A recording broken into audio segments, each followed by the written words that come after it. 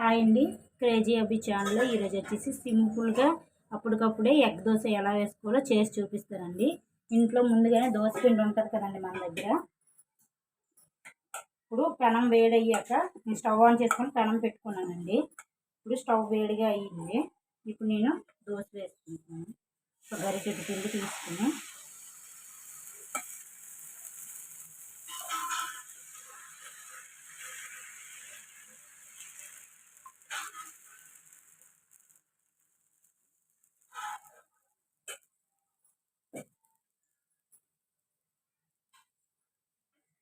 దోశ ఇలా వేసుకున్న తర్వాత ఎగ్ వేసుకోవాలండి.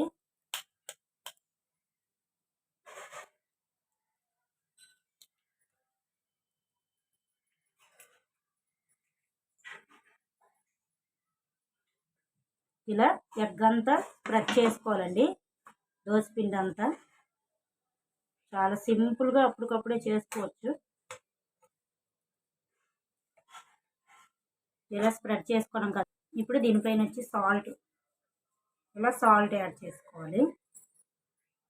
అలాగే కారం,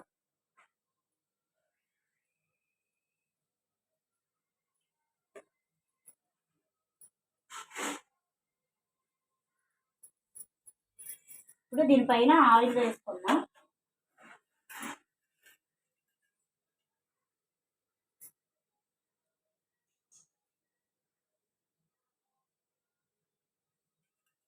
ఇది ఎర్రగా కాల్చుకున్నామండి.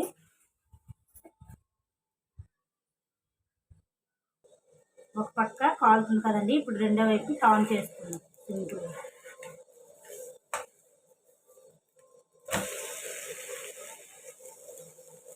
ఇప్పుడు రెండో వైపు కూడా కాల్చుకున్నాం. అంతేనండి, రెండో వైపు కూడా కాలిపోయింది.